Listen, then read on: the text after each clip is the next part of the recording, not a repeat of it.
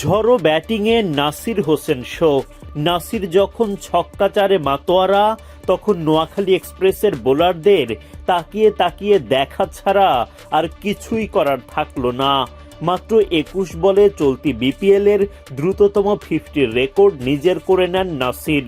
হাঁটা দেন সেঞ্চুরির দিকেও, কিন্তু 90-এর গণ্ডিতে পা দিলেও নোয়াখালীর স্বল্প পুঁজির কারণে শেষ পর্যন্ত শতক পাওয়া হয়নি নাসিরের। বুধবার বিপিএলে দিনের প্রথম ম্যাচে মুখোমুখি হয় নোয়াখালী এক্সপ্রেস ও ঢাকা ক্যাপিটালস। টস জিতে আগে বোলিংয়ের সিদ্ধান্ত নেন ঢাকার অধিনায়ক মোহাম্মদ মিঠুন।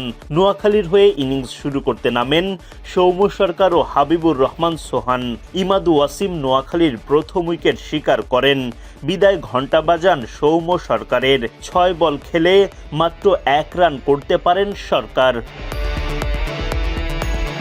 দলীয় 11 রানে দ্বিতীয় উইকেট হারায় নোয়াখালী। এবার তাসকিন আহমেদের জালে ধরা পড়েন দলটির আরেক ওপেনার হাবিবুর রহমান সোহান। 13 বল খেলে মাত্র 6 রান করেন সোহান। মুনিম শাহরিয়ারকে উইকেটে থিতুই হতে দেননি মোহাম্মদ সাইফ উদ্দিন।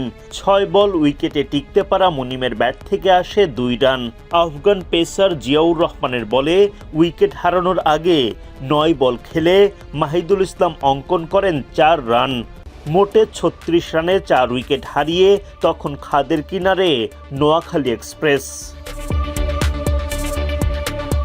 অধিনায়ক হায়দার আলীর করা 47 রানের লড়াকু ইনিংস এবং মোহাম্মদ নবীর করা অপরাজিত 42 রানের ওপর ভর করে 133 রানের পুঁজি দাঁড় করাতে পারে নোয়াখালী।